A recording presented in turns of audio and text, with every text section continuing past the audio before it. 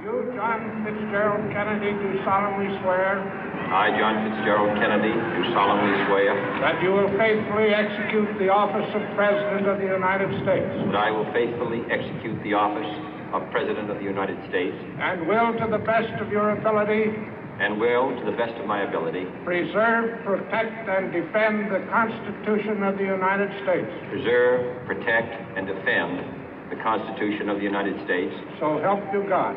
So help me God.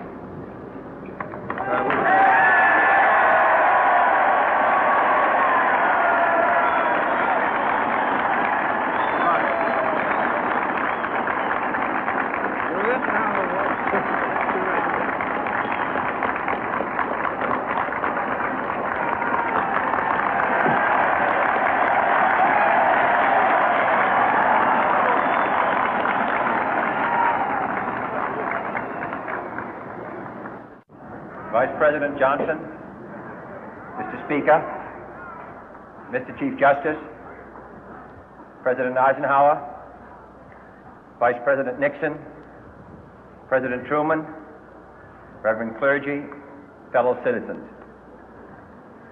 We observe today not a victory of party, but a celebration of freedom, symbolizing an end as well as a beginning, signifying renewal as well as change.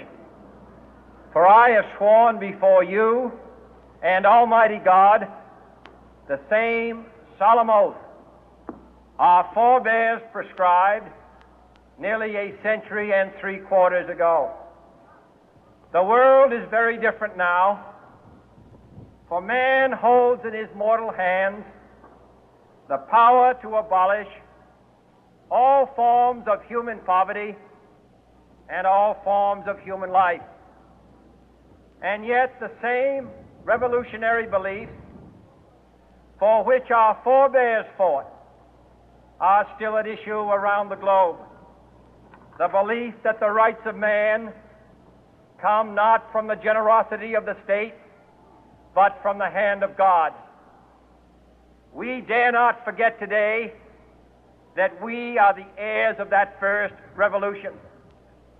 Let the word go forth from this time and place to friend and foe alike that the torch has been passed to a new generation of Americans born in this century, tempered by war, disciplined by a hard and bitter peace, proud of our ancient heritage, and unwilling to witness or permit the slow undoing of those human rights to which this nation has always been committed and to which we are committed today at home and around the world.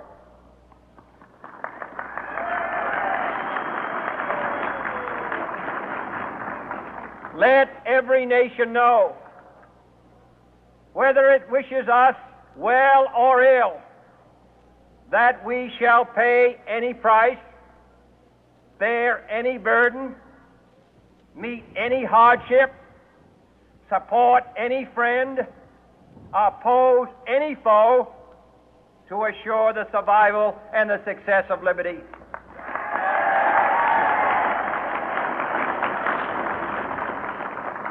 This much we pledge and more. To those old allies whose cultural and spiritual origins we share, we pledge the loyalty of faithful friends. United, there is little we cannot do in a host of cooperative ventures. Divided, there is little we can do, for we dare not meet a powerful challenge at odds and split asunder.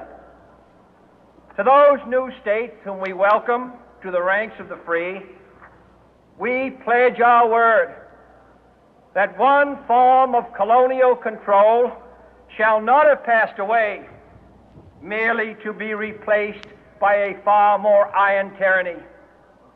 We shall not always expect to find them supporting our view, but we shall always hope to find them strongly supporting their own freedom, and to remember that in the past, those who foolishly sought power by riding the back of the tiger ended up inside.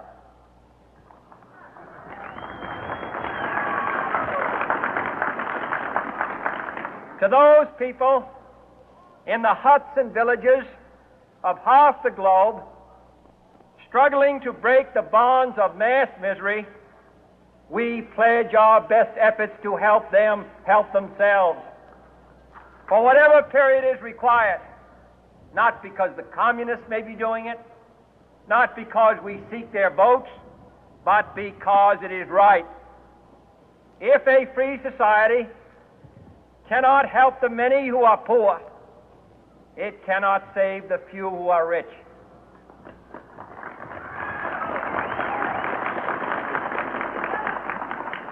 To our sister republics south of our border, we offer a special pledge to convert our good words into good deeds, in a new alliance for progress, to assist free men and free governments in casting off the chains of poverty. But this peaceful revolution of hope cannot become the prey of hostile powers. Let all our neighbors know that we shall join with them to oppose aggression or subversion anywhere in the Americas. And let every other power know that this hemisphere intends to remain the master of its own house.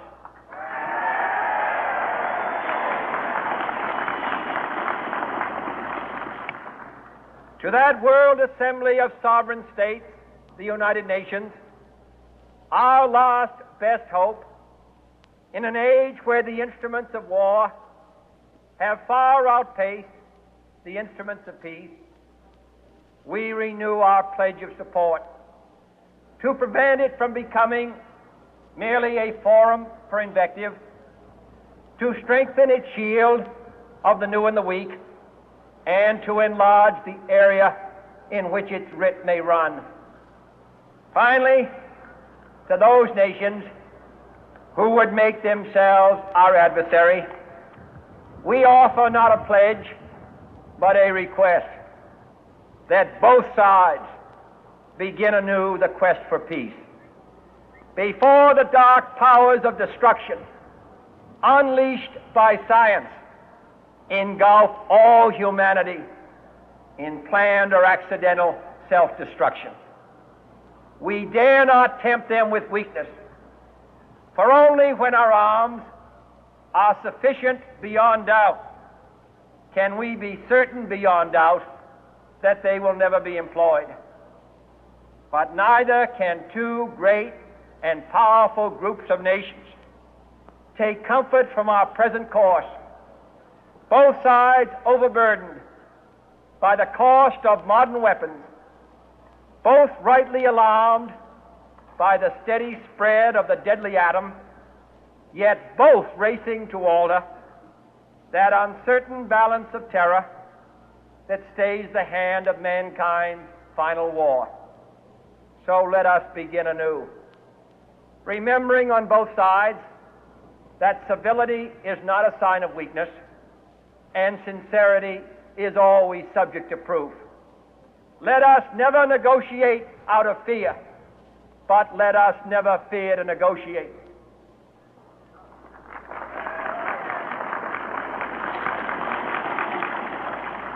Let both sides explore what problems unite us, instead of belaboring those problems which divide us.